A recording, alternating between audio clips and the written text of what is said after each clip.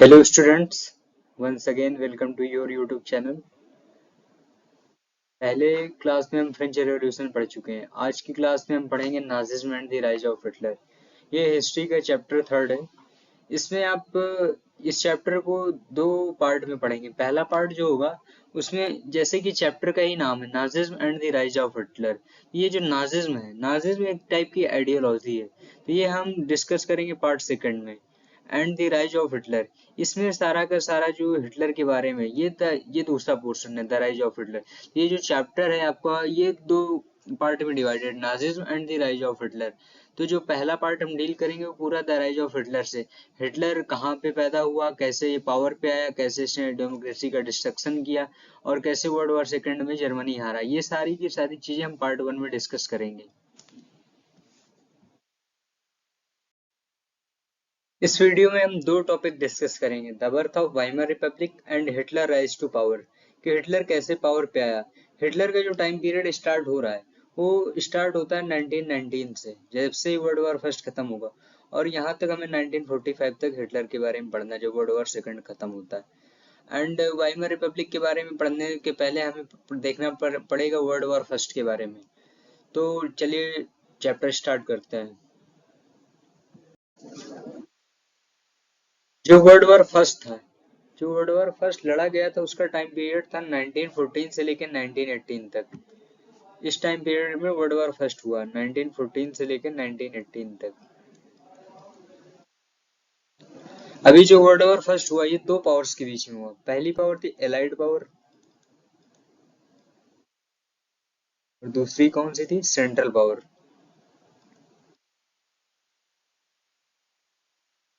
तो world war first हमारा हुआ वर्ल्ड एलाइड पावर और सेंट्रल पावर के बीच में। अब जो आपकी एलाइड पावर थी, इसमें कौन कौन सी कंट्रीज थी। एलाइड पावर में आपका फ्रांस था, बेल्जियम था, ब्रिटेन था, और सेंट्रल पावर में थी आपकी जर्मनी, टर्की, जिसको ओटोमन एम्पायर्स कहते हैं, और आपके ऑस्ट्रिया हंगेरियन एम्पायर। अब खास बात ये थी कि जो सेंट्रल पावर की कंट्रीज थी, जितनी भी सेंट्रल पावर कंट्रीज थी, कंट्रीज सारी की सारी मोनार्कियल कंट्रीज थी, और जो एलाइड पावर थे वो सारी की सारी डेमोक्रेटिक कंट्री थी। यहाँ तक समझ में आया सबको।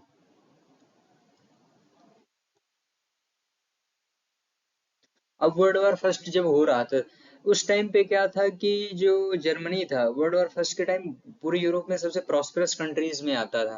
हालांकि इसकी स्टोरी क्या है कि किसी ऑस्ट्रेलियन हंगेरियन एम्पायर का राज्याभिषेक होने वाला था, लेकिन पोलैंड ने क्या कर दिया, किसी कॉन्स्पिरेसी से उनको मरवा दिया। पहले यूरोप में क्या था यूरोप में पहले अलायंस सिस्टम था। अलायंस सिस्टम में क्या होता है कि हम एक के साथ एक को जोड़ देना, यही अलायंस सिस्टम कहलाता है। जैसे क्या होता है, बहुत सारी पॉलिटिकल पार्टीज मिलकर इलेक्शन कंटेस्ट करती हैं, उसको अलायंस सिस्टम ही कहेंगे, एक तरह से वो कोएलिशन गवर्नमेंट करती। तो ये जो वर्ल्ड वॉर फर्स्ट हुआ, अब सेंट्रल वॉर, अब जैसे ही वर्ल्ड वॉर फर्स्ट स्टार्ट होता है, तो 1914 से लेकर 1917 का जो टाइम पीरियड होता है, ये जर्मनी के फेवर में होता है। लेकिन इस टाइम पे जर्मनी क्या करता है, फ्रांस और बेल्जियम पे कब्जा कर लेता है 1917 तक।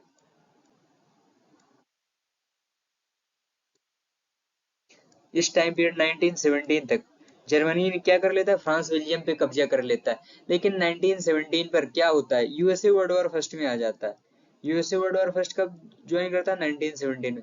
इस टाइम क्या होता है, जैसे ही यूएसए वर्ल्ड वॉर फर्स्ट 1917 में ज्वाइन करता है, तो अब जो वॉर की कंडीशन होती है वो एकदम से बदल जाती है, और ये वॉर किसके फेवर में चला जाता है, एलाइड पावर के बीच में।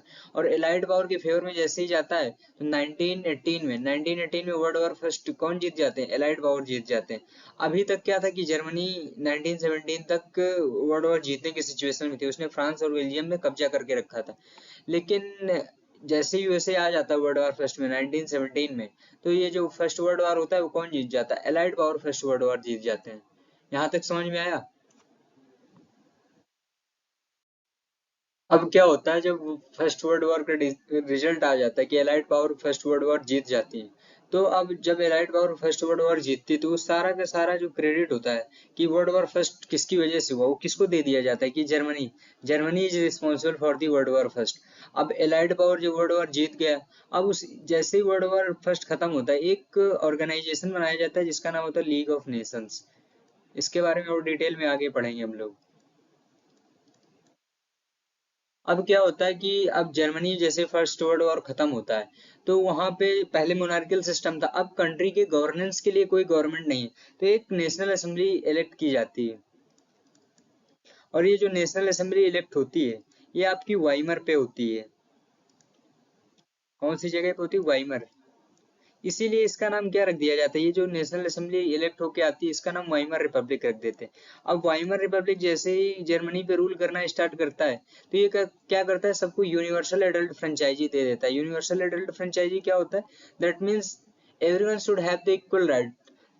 यहाँ पे ऐसा नहीं कि सिर्फ मेल कैटेगरी को देंगे, जो भी जर्मनी का सिटीजन है उसको क्या दे दिया गया, यूनिवर्सल एडल्ट फ्रेंचाइजी। ये कौन लेके आ रहा है? वाइमर रिपब्लिक लेके आ रहा है।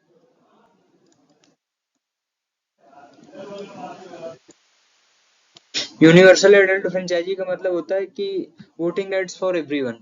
तो जब वाइमर रिपब्लिक जर्मनी पे बनता है, तो ये सबको वोटिंग राइट दे देता है, मेल को भी फीमेल को भी। अब जर्मनी के जितने भी लोग हैं सबके पास वोटिंग राइट्स होंगे। अब क्या हुआ, आपने क्या क्या पढ़ा? फर्स्ट वर्ल्ड वॉर होता है एलाइड पावर और सेंट्रल पावर के बीच में, जिसमें क्या होता है कि जर्मनी वर्ल्ड वॉर फर्स्ट हार जाता है, एलाइड पावर जीत जाता है। अब इसमें क्या होता है, जैसे फिर जर्मनी में वाइमर रिपब्लिक आता है, एक नेशनल असेंबली एक्ट होती है वाइमर प्रोविंस में, इसलिए इसका नाम वाइमर रिपब्लिक रख देते हैं। ये एक ऐसा कॉन्स्टिट्यूशन लेके आते हैं जिसमें ये यूनिवर्सल एडल्ट फ्रेंचाइजी दे देते हैं, दैट मीन वोटिंग राइट्स भी देते हैं। यहाँ पे सबको वोटिंग राइट्स है, मेल कैटेगरी को भी एंड फीमेल्स को भी।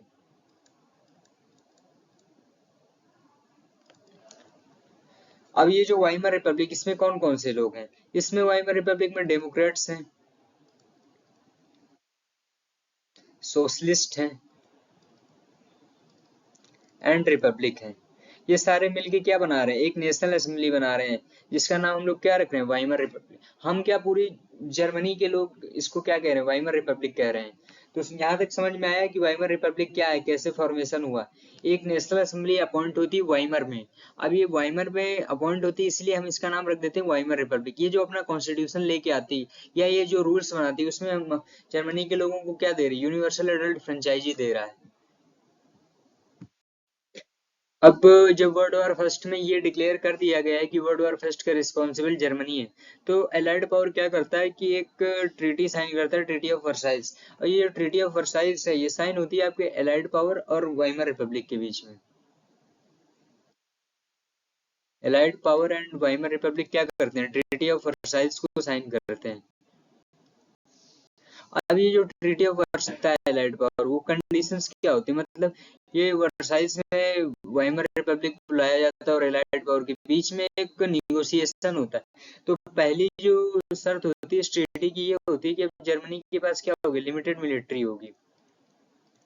अब ऐसा नहीं है कि जर्मनी जितना चाहे उतनी मिलिट्री रख सकता है, वो 1 लाख की 1 लाख मिलिट्री रख सकता है। जो ट्रीटी ऑफ वर्साइल्स है उसमें क्या कर दिया है, जर्मनी के पास अब सिर्फ 1 लाख ही सैनिक रहेंगे, लिमिटेड मिलिट्री कर दी गई।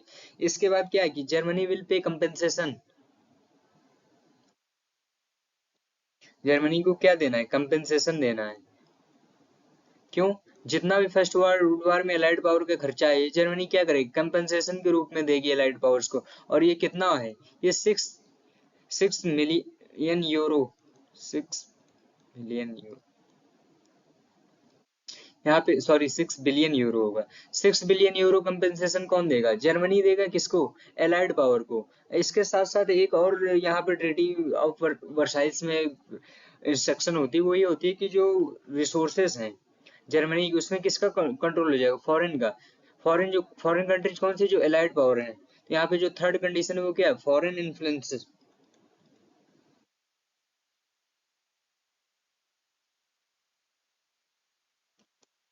On natural resources of Germany.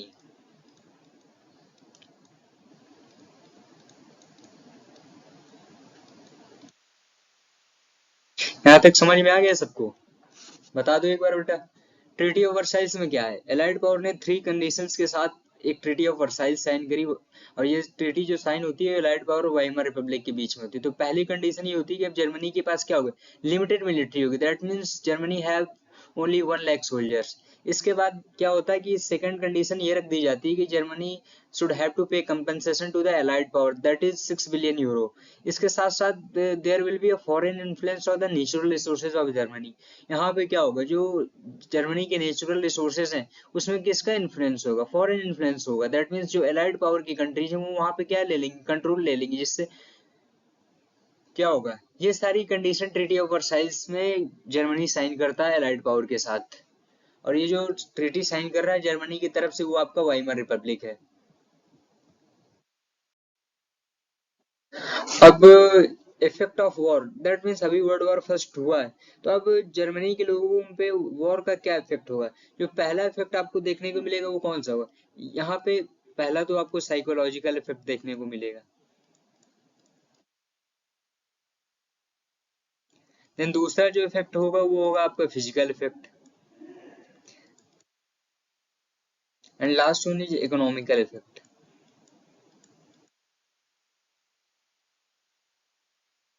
ये तीनों इफेक्ट आपको देखने को मिलेंगे इफेक्ट ऑफ वॉर जर्मनी में। अभी तक क्या था कि जर्मनी यूरोप का सबसे प्रॉस्परस कंट्री था। अभी तक क्या था, वहां पे वॉर होता था, जर्मनी जीत जाता था। अब लेकिन क्या, वर्ल्ड वॉर फर्स्ट में जर्मनी को हार मिली, तो लोग किसमें, अब लोग स्ट्रेस में आ गए हैं। स्ट्रेस है लोगों के अंदर, फियर है। अब वॉर का क्या इफेक्ट देखने को मिल रहा है, साइकोलॉजिकल इफेक्ट क्या है, लोग स्ट्रेस में है, फियर है, दे हैव फियर, फोबिया एक तरह से, कोई भी कंट्री अब अटैक कर सकता है यहाँ पे। फिजिकल क्या है, अब वॉर हुआ है तो क्या होगा, वॉर हुए तो डेड बॉडीज होंगी, यहाँ पे फिजिकल लॉस क्या है, डेथ्स। अब इकोनॉमिकल लॉस कैसे हुई, कल तक तो जो जर्मनी वर्ल्ड वॉर फर्स्ट के पहले क्या था, क्रेडिटर कंट्रीज में आता था, अब वो किस में कन्वर्ट हो गया, डेप्टर कंट्रीज में। तो ये सारे के सारे वॉर्स के इफेक्ट्स हैं। साइकोलॉजिकल इफेक्ट में क्या है, उसको स्ट्रेस क्रिएट हो गया, फियर हो गया। फिजिकल इफेक्ट क्या, वर्ल्ड वॉर हुआ है तो यहाँ पे डेड बॉडीज हैं, डेथ्स हैं। अभी तक जर्मनी की इकोनॉमिक कंडीशन कैसी थी, वो दूसरों को लोन देता था वॉर लड़ने के लिए, लेकिन अब क्या, वर्ल्ड वॉर होने के बाद वो खुद एक डेप्टर कंट्री में कन्वर्ट हो गया, जिससे जर्मनी की जो इकोनॉमिक कंडीशन है वो खराब होती चली जा रही है। Our next topic is political radicalism and economic crisis। Radicalism का क्या मतलब होता है, रेडिकलिज्म का मतलब होता है थॉट ऑफ चेंज। क्या मतलब है रेडिकलिज्म का, radicalism means thought of change. अब जर्मनी के लोग क्या चाहते हैं, चेंज चाहते हैं। अब जो ये वाइमर रिपब्लिक बना हुआ है ये डेमोक्रेटिक है, लेकिन लोग यहाँ पे कैसा चेंज चाहते हैं, पॉलिटिकल चेंज चाहते हैं। रेडिकलिज्म का क्या मतलब, thought of change, that means लोग वहाँ के बदलाव चाहते हैं। अब क्या हो रहा है कि अब एक रिवोल्यूशनरी ग्रुप बन रहा है, स्पार्टिसिस्ट लीग नाम है जिसका।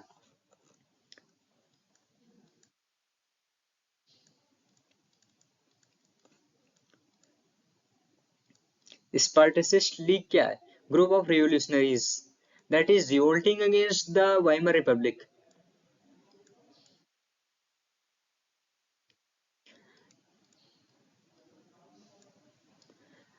स्पार्टिसिस्ट लीग क्या है, एक रिवोल्यूशनरीज का ग्रुप है जो वाइमर रिपब्लिक के अगेंस्ट में रिवोल्ट कर रहा है। And the Spartacist league is saying November criminals to the Weimar republic. जो वाइमर रिपब्लिक के लोग हैं उनको जो स्पार्टिसिस्ट लीग के लोग हैं वो क्या कह रहे हैं, नवंबर क्रिमिनल्स कह रहे हैं। तो जो जर्मनी के लोग हैं वो क्या चाहते हैं, एक तरह का पॉलिटिकल चेंजमेंट चाहते हैं। वो ये चाहते हैं कि वाइमर रिपब्लिक हट जाए, वो क्योंकि जो वाइमर रिपब्लिक है, जो डेमोक्रेटिक गवर्नमेंट है वहाँ की, वो क्या कर रही है, ट्रीटी ऑफ वर्साइल्स की वजह से जो वहाँ के लोग अर्निंग कर रहे हैं वो एज अ कंपनसेशन दे दे रहे हैं एलाइड पावर को। तो जो स्पार्टिसिस्ट लीग के लोग हैं अब क्या कर रहे हैं, अब ये जब रिवोल्यूशन में आ गए, एक तरफ से ये क्या चाहते हैं, पॉलिटिकल रेडिकलिज्म चाहते हैं, दैट मीन पॉलिटिकल चेंज चाहते हैं, गवर्नमेंट का चेंज चाहते हैं। अब जो ये स्पार्टिसिस्ट लीग के लोग हैं अब रेवोल्यूशन कर रहे हैं, तो ये अपना क्या कर रहे हैं, वर्क छोड़ किस चीज पे आ रहे हैं, रेवोल्यूशन पे आ रहे हैं, जिससे जो जर्मनी की क्या इकोनॉमिक कंडीशन वो और खराब होगी। अगर आपका जो काम है, आप जिस प्रोफेशन में, उसको छोड़ के अगर आप दूसरा काम करने लग जाओगे तो आपकी जो इकोनॉमिक कंडीशन है वो क्या हो जाएगी, खराब होने लग जाएगी। तो ऐसे ही क्या है, अब जो जर्मनी की कंडीशन है, अब लोग क्या कर रहे हैं कि लोग कोई भी काम करने को रेडी, वो एक बैनर लेके निकल रहे हैं जिसमें लिखा हो willing to do any work.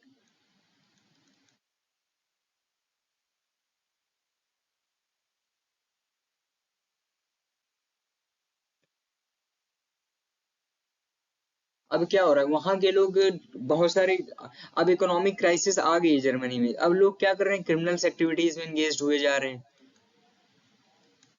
सारा का सारा क्रिमिनल वर्क बढ़ता जा रहा है। तो जो जर्मनी में पॉलिटिकल चेंज के लिए रेवोल्यूशन कर रहे हैं स्पार्टिसिस्ट लीग के लोग, वो क्या कर रहे हैं, एक तो चेंजमेंट चाहते हैं गवर्नमेंट के लिए, और दूसरा जब ये अपना काम सेट के दूसरे काम पे आ रहे हैं, तो जर्मनी की जो इकोनॉमिक कंडीशन है वो धीरे धीरे क्या हो रही है, खराब हो रही है। तो ओवरऑल क्या समझ में आया, स्पार्टिसिस्ट लीग क्या है, एक तरह का ग्रुप ऑफ रिवोल्यूशनरीज जो रिवोल्ट कर रहा है against the Weimar Republic. Starting में आपको बताया था जो वाइमर रिपब्लिक के लोग हैं, कौन कौन, डेमोक्रेट्स, सोशलिस्ट एंड कैथलिक्स, इनको नवंबर क्रिमिनल्स कह रहे हैं, कौन, स्पार्टिसिस्ट लीग के लोग।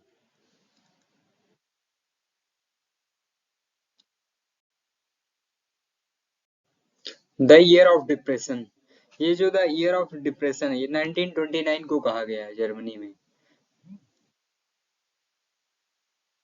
क्या होता है कि 1923 से लेके 1928 तक जो जर्मनी की इकोनॉमिक कंडीशन है वो धीरे धीरे क्या हो रही है, स्टेबल हो रही है।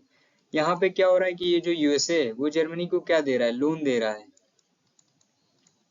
जिससे कि जो जर्मनी की इकोनॉमिक कंडीशन है वो क्या होती जा रही है, स्टेबल होती जा रही है। लेकिन 1929 में वॉल ऑफ स्ट्रीट एक्सचेंज,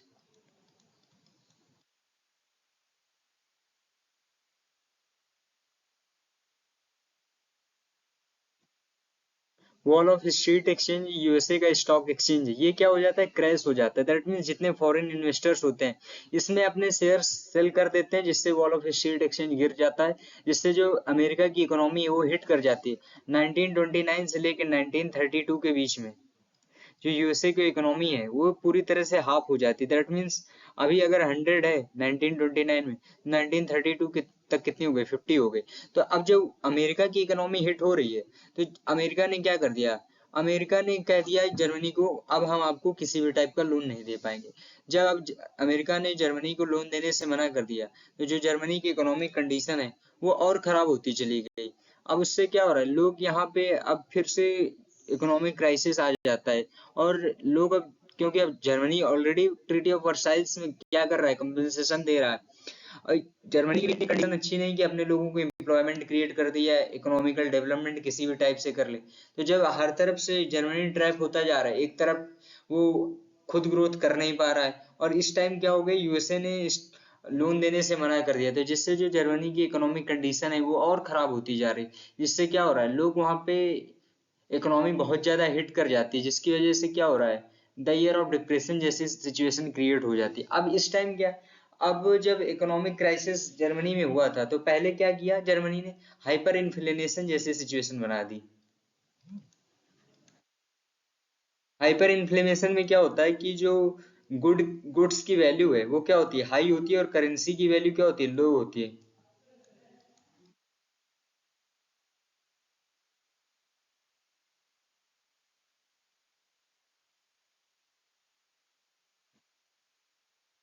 जब पॉलिटिकल रेडिकलिज्म के टाइम पे जब स्पार्टिसिस्ट लीग रिवॉल्यूशन कर रहा था, उस टाइम जर्मनी में इकोनॉमिक क्राइसिस आ जाती, तो जर्मनी क्या करता है, हाइपर इन्फ्लेमेशन कर लेता है, दैट मीन्स खुद से करेंसी छाप लेता है। अब ज्यादा से ज्यादा जब उसने करेंसी छाप ली तो क्या हो, करेंसी की वैल्यू गिर गई, लेकिन जो गुड्स की वैल्यू है क्या हो गई, वो हाई हो गई। अगर वहां पे किसी को एक पैकेट ब्रेड लेना होता था तो एक पूरी पूरी कार्ट रुपए भर के ले जाते थे ये लोग। इससे क्या होता, अब क्या हो गया, गुड्स की वैल्यू हाई हो गई, बट जो करेंसी की वैल्यू है वो क्या हो गई, लो हो गई। अब हाइपर इन्फ्लेशन जर्मनी ने पहले फेस कर रखा था, तो उसने दोबारा से ये गलती नहीं करी। लेकिन क्या हुआ, यूएसए ने जब लोन देने से मना कर दिया, तो फिर से एक बार जर्मनी की जो इकोनॉमी है वो बहुत ज्यादा हिट कर जाती है, और इसी ईयर को हम लोग द ईयर ऑफ डिप्रेशन कहते हैं। और ये ईयर कौन सा था, ईयर ऑफ डिप्रेशन 1929।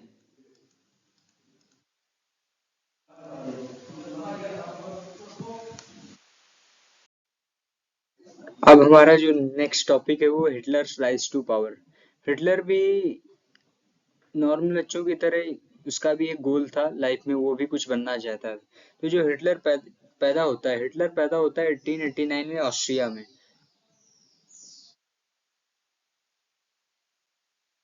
हिटलर कहाँ पैदा होता है, बॉर्न एट ऑस्ट्रिया। नारोल नच्चू की तरह इसका भी एक गोल होता है, ये बचपन से पेंटर बनना चाहता है, लेकिन पेंटर बनने के लिए ऑस्ट्रिया से जर्मनी में आ जाता है। लेकिन क्या होता है कि हिटलर अपने जो कैरियर पेंटिंग में वो फेल हो जाता है। देन ये खुद को किसमें एनरोल कर लेता है, एनरोल हिमसेल्फ इन आर्मी।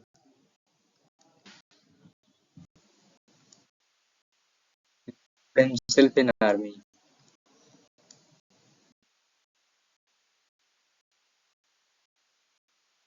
अब ये जब आर्मी में होता है वर्ल्ड वॉर फर्स्ट के टाइम, तो इसको बहुत सारे अवार्ड्स एंड मेडल्स मिलते हैं ब्रेवरी के लिए, हिटलर को।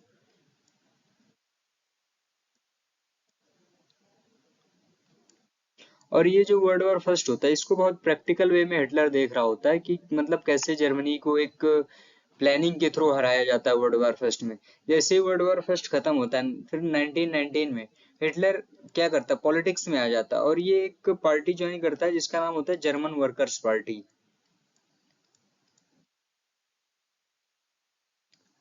जैसे ही हिटलर इस पार्टी में आता है, तो हिटलर क्या करता है, इस पार्टी का नाम बदल के कर देता है national socialist German workers party.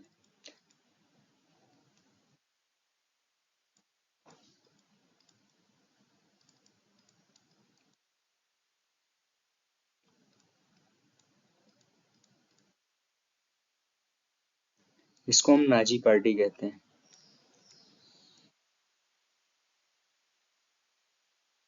यहाँ तक समझ में आया। हिटलर क्या होता है, 1889 में ऑस्ट्रिया में पैदा होता है और ये स्टार्टिंग में एक पेंटर बनना चाहता है। ये जर्मनी आ जाता है painting as a career pursue करने।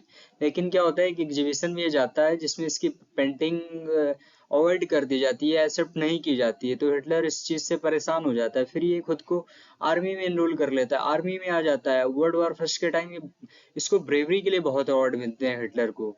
अब हिटलर प्रैक्टिकली देख रहा होता है चीजें कि कैसे जर्मनी को एलाइड पावर हराता है। तो ये क्या करता है, और ये तभी से डिसाइड कर लेता है कि ये वर्ल्ड वॉर फर्स्ट का बदला लेगा। तो क्या करता है, 1919 में हिटलर एक पार्टी ज्वाइन करता है जो बहुत छोटी सी पार्टी होती है जिसका नाम होता है जर्मन वर्कर्स पार्टी। लेकिन हिटलर जैसे ही इस पार्टी में आता है, सबसे पहले वो इस पार्टी का नाम बदलता है और इस पार्टी का नाम कर देता है नेशनल सोशलिस्ट। ये जो दो टर्म ऐड कर दिए, अब कोई भी पॉलिटिकल हीरो होगा तो कोई ना कोई वो पॉलिटिकल आइडियोलॉजी रिप्रेजेंट करेगा अपने साथ। तो उसने इस पार्टी के साथ भी वैसा ही किया। अब जब इसने देखा कि ये जो जर्मन वर्कर्स पार्टी है इसमें सारे के सारे वर्कर्स हैं, तो इसने दो वर्ड ऐड कर दिए, नेशनल और सोशलिस्ट। नेशनल का मतलब ये बताना चाहते हो कि वो कंट्री के लिए क्या है, बहुत पेट्रियोटिक है, कंट्री के लिए बहुत नेशनलाइज्ड है, कंट्री के लिए करना चाहता है। और जो दूसरा टर्म है सोशलिस्ट, दैट मीन्स जो सोसाइटी में रहने वाले लोग हैं, अगर हिटलर पावर में आता है तो वो क्या करेगा, सोसाइटी के लिए, सोसाइटल वेलफेयर के लिए काम करेगा। तो हिटलर इसी आइडियोलॉजी के साथ जर्मन वर्कर्स पार्टी का नाम बदल के national socialist German workers party कर देता है। अब क्या होता है कि हिटलर जैसे ही जर्मन वर्कर्स पार्टी का नाम बदल के national socialist German workers party करता है या नाजी पार्टी करता है, तो अब हिटलर का अल्टीमेट गोल क्या है, पावर में आना चाहता है हिटलर। तो अब इसके लिए क्या होता है कि हिटलर की जो पार्टी होती है, हिटलर की पार्टी 1928 में जब ये इलेक्शन कंटेस्ट करी तब इसको सिर्फ 2.6% वोट मिलते हैं। लेकिन जब 1932 में इस पार्टी को कितने परसेंट वोट मिल जाते हैं, 37% वोट। तो ये जो मेहनत है 4 साल की, 2.6 से 37% के बीच में आना, तो इसके बीच में जो सबसे ज्यादा मेहनत का काम है उसमें हिटलर की पार्टी ने किस चीज पे फोकस किया, प्रोपेगेंडा एंड प्रोमिसेस। अब किसी को सत्ता में आना है, जस्ट लाइक अब बीजेपी है इंडिया में। अब बीजेपी या कोई भी पॉलिटिकल पार्टी हो, I am not talking particularly about any political party, but जैसे बीजेपी आई 2014 में, तो क्या एक स्ट्रॉन्ग प्रोपेगेंडा के साथ यहाँ पे, तभी उसने क्या किया, जो यहाँ की सेंट्रल गवर्नमेंट थी कांग्रेस गवर्नमेंट, उसको हटा के वो यहाँ पे रूल कर पाए। अब हिटलर का अल्टीमेट गोल क्या था, पावर में आना चाहता था हिटलर। तो हिटलर ने क्या किया 1923 में, 1923 में हिटलर एक जर्मनी में, जैसे वाइमर एक जगह है वैसे ही जर्मनी में एक जगह बवेरिया, वहां पे कंट्रोल ले लेता है हिटलर।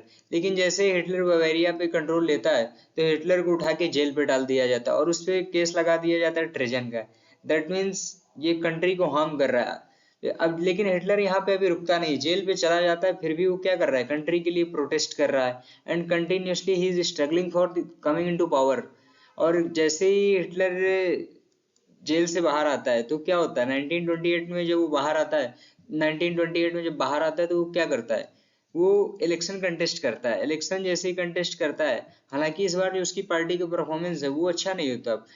उसकी पार्टी नाजी पार्टी जो है वो सिर्फ 2.6% वोट ही जीत पाती है। इसके बाद क्या होता है, कंटिन्यूअसली जो नाजी पार्टी वो फोकस किस चीज पे कर रही है, प्रोपेगेंडा एंड प्रोमिसेस, जनता के बीच में वादे कर रही है, प्रचार कर रही है। फिर फाइनली ये 1932 में नाजी पार्टी 37% वोट जीत जाती है, और जिससे नाजी पार्टी सत्ता में आ जाती है जर्मनी में। अब क्या है, नाजी पार्टी 1928 में जो पार्टी 2.6% वोट जीत रही है और 1932 में 37% आ जा रही है, तो उस पर सबसे बड़ा फोकस किस चीज पे किया, प्रोपेगेंडा एंड प्रोमिसेस। तो जो प्रोमिसेस थे हिटलर की, हिटलर ने जो जनता से वादे वो किए वो क्या थे। पहला हिटलर का वादा क्या था कि दैट जो फॉरेन इन्फ्लुएंस है, ये सारा का सारा फॉरेन इन्फ्लुएंस खत्म कर देगा। जो नेचुरल रिसोर्सेज थे जर्मनी के रूर पे जो फ्रांस ने कंट्रोल लेके रखा था, हिटलर क्या करेगा, उसको री ऑक्युपाई कर लेगा। That means he will remove all the foreign influences from Germany.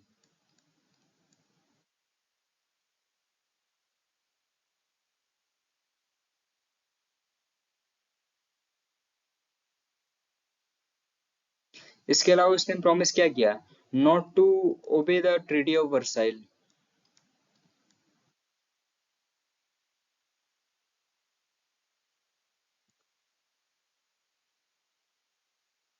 And सबसे मेन और इम्पोर्टेंट क्या था, that he promise that he will create full employment for the people of Germany.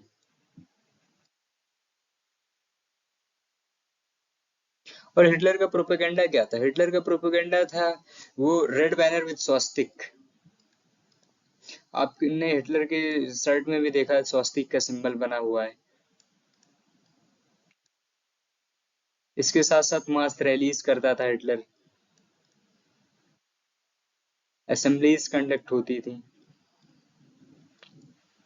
अब क्या, इसके लिए प्रोपेगेंडा के लिए कोई ना कोई सोर्स यूज किए जाएंगे, जैसे टीवी हो गया आपका, रेडियो हो गए, ये सारे क्या है, सारे के सारे सोर्सेस हैं। अब नाजी पार्टी जो 1928 में 2.6% वोट के साथ आई थी, अगर वो 1932 में 37% वोट ला रही, तो उसमें सबसे बड़ा रोल किस चीज का, आपका एडवर्टीजमेंट का हो जाएगा। आप जनता से वादे क्या करें, तो हिटलर के वादे थे वो किस टाइप के थे, उसने क्या कहा कि सबसे पहले जो जर्मनी में जितना भी फॉरेन इन्फ्लुएंस है मैं उसको हटा दूंगा। देन उसने क्या किया कि हम ट्रीटी ऑफ वर्साइल्स को फॉलो नहीं करेंगे। और जो जर्मनी की सबसे बड़ी प्रॉब्लम थी क्या थी, इकोनॉमिक क्राइसिस आ गई थी, उसने क्या किया कि हम जर्मनी के लोगों को फुल एम्प्लॉयमेंट देंगे। अब प्रोपेगेंडा में उसने रेड बैनर विद स्वास्तिक, जहां जहां रैलीज होती थी रेड बैनर किए जा रहे हैं, मास रैलीज हो रही हैं, असेंबलीज हो रही हैं। दैट मीन्स जो प्रोपेगेंडा एंड प्रोमिसेस का मेन टारगेट क्या होता है, to attract the people towards your ideology and your political party. तो नाजी पार्टी क्या कर रही थी, प्रोपेगेंडा एंड प्रोमिसेस से जर्मनी की जनता को अट्रैक्ट कर रही थी, ताकि वो क्या हो सके, पावर में आ सके।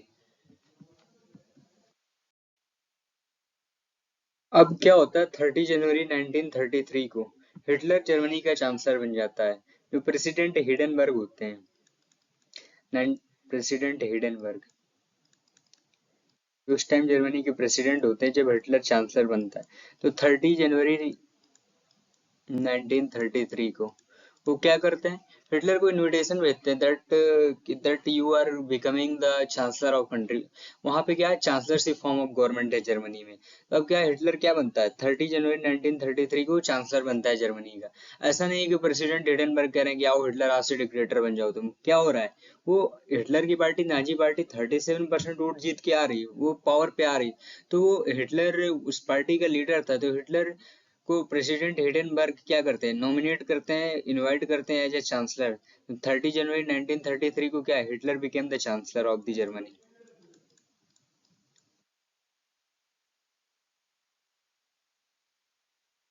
लेकिन जैसे ही हिटलर चांसलर बनता है, तो उसका टारगेट क्या होता है, डेमोक्रेसी को डिस्ट्रॉय करना। तो जो सबसे पहला काम डिस्ट्रक्शन के लिए वो हिटलर करता है, वो क्या करता है, हिटलर सबसे पहला काम जो करता है वो यही कर देता है कि फायर ऑन पार्लियामेंट, पार्लियामेंट में आग लगवा देता है। पहला रीजन क्या है, destruction of democracy, that means fire on parliament. Hitler जैसे ही चांसलर बनता है उसने पार्लियामेंट में, अब पार्लियामेंट क्या है, एक खिलौना बन चुका है, अब पार्लियामेंट से कोई काम नहीं हो रहा है।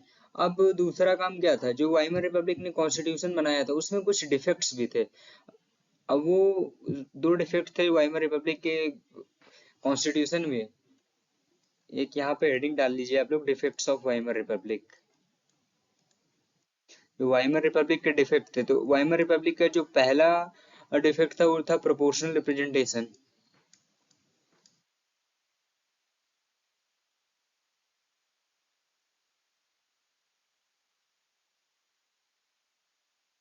और दूसरा था आर्टिकल 48। आर्टिकल 48 का मतलब होता है suspension of civic right, that means किसी भी टाइप का एक तरह से इमरजेंसी लगा देना। अब प्रोपोर्शनल रिप्रेजेंटेशन में क्या था कि सभी पार्टी जो भी इलेक्शन जीत रही थी वो सारी की सारी किस में आ जा रही थी, सरकार में आ जा रही थी, जिससे जो वाइमर रिपब्लिक की गवर्नमेंट है वो अच्छे से चल नहीं पा रही थी। क्योंकि जब जो इलेक्शन जितने भी कैंडिडेट जीत रहे हैं किसी भी पार्टी के हों, अब क्या है, अब अलग अलग पार्टी के होंगे तो अलग अलग आइडियोलॉजी होगी, जब अलग अलग आइडियोलॉजी होगी, जब अलग अलग आइडियोलॉजी के लोग सरकार पे होंगे तो सरकार ढंग से नहीं चल पाएगी। अब क्या हुआ, हिटलर जब डेमोक्रेसी का डिस्ट्रक्शन कर रहा था तो सबसे पहला काम उसने क्या किया, फायर ऑन पार्लियामेंट। अब जो वाइमर रिपब्लिक ने कॉन्स्टिट्यूशन बनाया था उसमें एक खास बात क्या थी, उन्होंने आर्टिकल 48 भी बनाया था। आर्टिकल 48 में क्या होता है, रूल बाय डिक्री, मन मुताबिक राज चलेगा। दैट मीन्स जर्मनी में क्या हो गया, अब रूल बाय डिक्री लगा दिया गया। रूल बाय डिक्री का मतलब होता है अब हिटलर ने जर्मनी में इमरजेंसी लगा दी, सारे के सारे आपके जो सिविक राइट्स हैं वो क्या हो गए, आपके छीन लिए गए। अब आपके पास किसी भी टाइप का कोई राइट नहीं है। अब इसके साथ साथ क्या, रूल बाय डिक्री लग गया। और हिटलर एक सबसे बड़ा काम हिटलर ने किया था जो डिस्ट्रक्शन ऑफ डेमोक्रेसी में, वो एक एक्ट लेके आया था जिसका नाम था इनेबलिंग एक्ट। इनेबलिंग एक्ट का क्या मतलब, इसने क्या किया, साइडलाइन कर दिया, sideline the parliamentary system and he became the head of the country. That means यहीं से जो इनेबलिंग एक्ट है, यहीं से कहीं ना कहीं क्या हो गया, स्टार्ट हो गया डिक्टेटरशिप जर्मनी में। और ये जो इनेबलिंग एक्ट आता है ये 3 मार्च 1933 में आता है। यहाँ तक समझ में आया हिटलर ने डेमोक्रेसी का डिस्ट्रक्शन कैसे किया। पहले उसने पार्लियामेंट में आग लगवाई, देन इसके बाद जब कॉन्स्टिट्यूशन था जर्मनी का वाइमर रिपब्लिक में बनाया तो उसने एक आर्टिकल 48 था। आर्टिकल 48 का मतलब होता है रूल बाय डिक्री, मन मुताबिक राज करना। अब रूल बाय डिक्री का मतलब होता है सस्पेंशन ऑफ सिविक राइट्स, जितने भी राइट्स जनता के पास थे वहां पे जर्मनी के सारे हिटलर ने छीन लिया। अब जनता के पास किसी भी टाइप का कोई राइट नहीं। इसके साथ साथ अब हिटलर इनेबलिंग एक्ट ले आया 3 मार्च 1933 को। इसमें क्या है, पार्लियामेंट्री सिस्टम है उसको साइडलाइन कर दिया गया, अब उसके अकॉर्डिंग कोई काम नहीं होगा, अब हिटलर के अकॉर्डिंग सारे काम होंगे। Hitler became the head of the country and he sideline the parliamentary system of the Germany. अब हिटलर के अकॉर्डिंग जर्मनी पे रूल होगा। और हिटलर यहीं से जो जर्मनी में डिक्टेटरशिप फॉर्म ऑफ गवर्नमेंट है या हिटलर जो डिक्टेटर बनता है वो इनेबलिंग एक्ट्स के आने से ही स्टार्टिंग हो जाती है इस चीज की कि हिटलर कैसे डिक्टेटर बनता है। तो ये था डिस्ट्रक्शन ऑफ डेमोक्रेसी। अब हिटलर ने डेमोक्रेसी का तो डिस्ट्रक्शन कर दिया, लेकिन अब हिटलर कहीं ना कहीं कुछ पॉजिटिव काम भी कर रहा है जर्मनी के लिए। ऐसा नहीं, अब हिटलर चांसलर बन गया है तो इसके साथ साथ क्या कर रहा है कुछ। अब हिटलर सबसे पहले जो रिकंस्ट्रक्शन का काम कर रहा है, डेवलपमेंट का काम कर रहा है, वो इकोनॉमिक सेक्टर पे कर रहा है।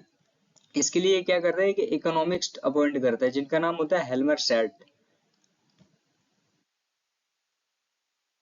ये हेल्मर शैट को अपॉइंट करता है कि आप जर्मनी की स्टडी करिए, बताइए कि जर्मनी का जो इकोनॉमिकल डेवलपमेंट है कैसे हो सकता है। तो हेल्मर शैट ने क्या किया, कुछ सजेशंस दिए।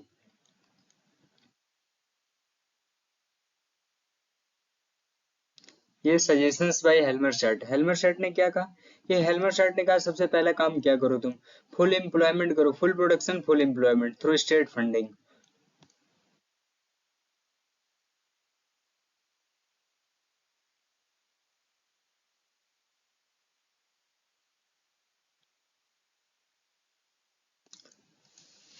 Full employment and full production through state funding. State funding का क्या मतलब, यहाँ पे जो इंडस्ट्रीज लगाई जाएंगी वो कौन लगाएगी, हिटलर लगाएगा, हिटलर की गवर्नमेंट लगाएगी।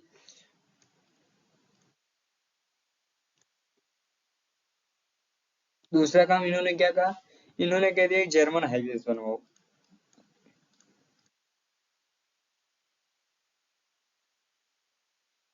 वॉक्सवैगन कार का प्रोडक्शन होने लगा जर्मनी में।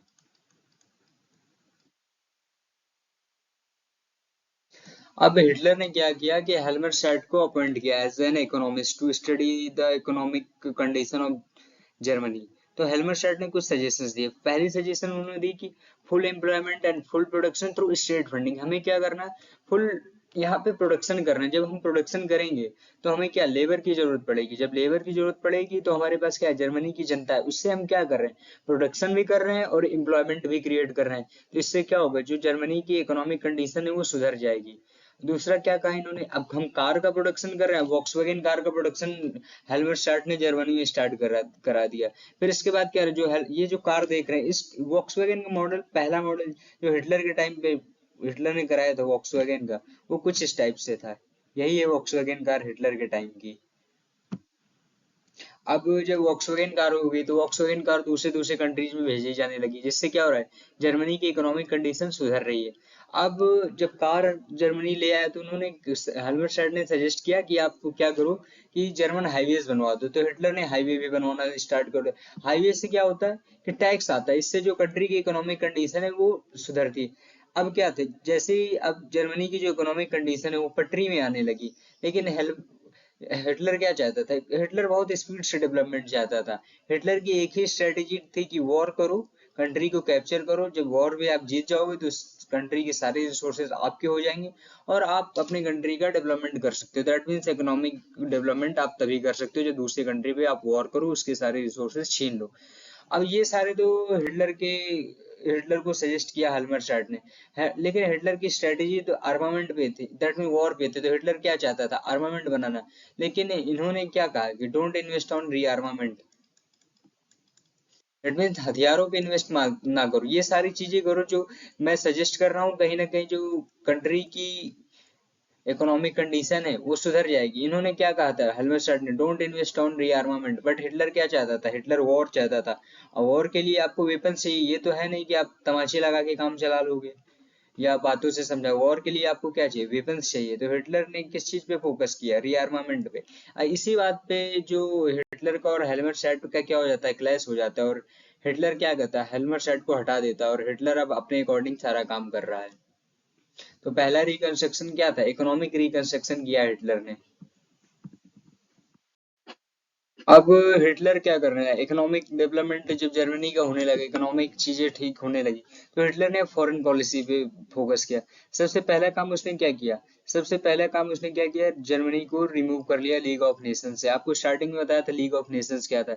दोनों ही साइड की पावर है, लाइट पावर और central power. World war first जब खत्म हुआ था तो उन्होंने लीग ऑफ नेशन बनाया था, जिससे कि अब दोबारा वर्ल्ड वॉर नहीं होगा।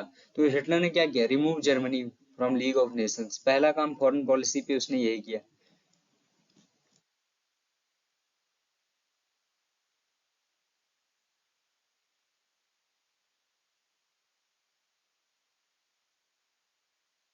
इसके अलावा दूसरा काम इसने किया, not to follow Treaty of Versailles.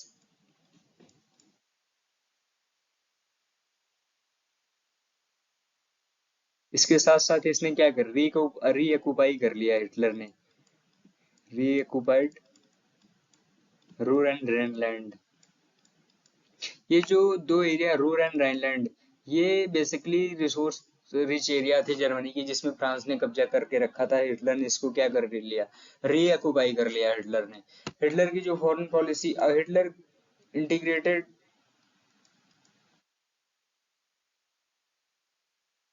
Integrated rule policy पर काम करना चाहता था। अभी पढ़ेंगे इंटीग्रेटेड रूल पॉलिसी क्या होती है। अब हिटलर ने फॉरेन पॉलिसी में पहला काम क्या किया, 1933 में। 1933 में हिटलर जैसे ही चांसलर बनता है, क्या करता है, जर्मनी को रिमूव कर लेता है लीग ऑफ नेशन से। इसके बाद हिटलर क्या करता है, ट्रीटी ऑफ वर्साइल्स को मानना मना कर देता है।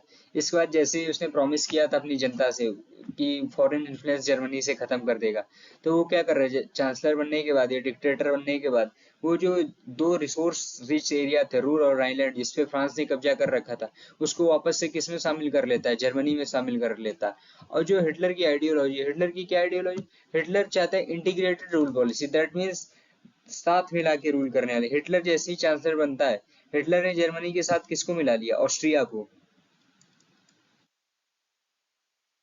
ऑस्ट्रिया, फिर इसके बाद उसने अपने साथ स्टूडेंट लैंड को मिला लिया। तो हिटलर की रूल पॉलिसी कैसी है, इंटीग्रेटेड रूल पॉलिसी है। One leader one nation one empire की बात करता है हिटलर। दैट मीन्स अब यहाँ पे क्या है, हिटलर की फॉरेन पॉलिसी में क्या है, हिटलर ने जर्मनी के लिए भी काम किया। जर्मनी के साथ साथ इसने क्या किया, एक फॉरेन पे भी एक अच्छा इन्फ्लुएंस क्रिएट किया, इंटीग्रेटेड रूल पॉलिसी अपना ली, जर्मनी को अपने, जर्मनी के साथ ऑस्ट्रिया को मिला लिया, सुडेनलैंड को मिला लिया। लेकिन जैसे ही ये हिटलर पोलैंड पे अटैक करता है, वर्ल्ड वॉर सेकंड स्टार्ट हो जाता है, पोलैंड पे कैप्चर कर ले जाता है हिटलर। हिटलर अपने पावर की पिनाकल पे होता है 1940 के आसपास। अब क्या होता है, ये सारी की सारी क्या, हिटलर ने इस चीज पे रिकंस्ट्रक्शन किया, डेवलपमेंट किया जर्मनी के लिए। ये सारे पॉइंट्स किसके थे कि हिटलर ने इकोनॉमिकल डेवलपमेंट किया, वॉक्सवैगन कार बनवाई, जर्मन हाईवेज बनवाए, फुल प्रोडक्शन फुल एम्प्लॉयमेंट की बात करी उसने, और जर्मनी को लीग ऑफ नेशन से बाहर किया, ट्रीटी ऑफ वर्साइल्स को मानना बंद कर दिया, जो फॉरेन इन्फ्लुएंस था जर्मनी का वो खत्म कर दिया, इंटीग्रेटेड रूल पॉलिसी पे काम कर रहा है हिटलर।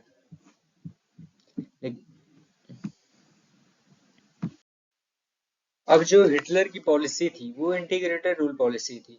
हिटलर ने ऑस्ट्रिया को अपने साथ शामिल कर लिया, सुडरलैंड को शामिल कर लिया। लेकिन हिटलर की सबसे बड़ी मिस्टेक क्या थी, पोलैंड पे अटैक करना। हिटलर जैसे ही पोलैंड पे अटैक करता है, वैसे वेस्ट साइड से फ्रांस और ब्रिटेन यहाँ पे बॉम्बिंग स्टार्ट कर देते हैं जर्मनी पे।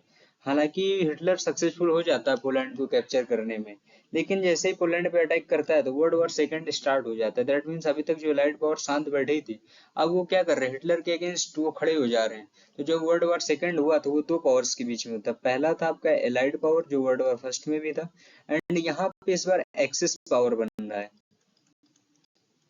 एक्सिस पावर में कौन कौन सी कंट्री, जर्मनी है, जर्मनी के साथ साथ दूसरी कंट्री कौन सी है, इटली है और जापान है।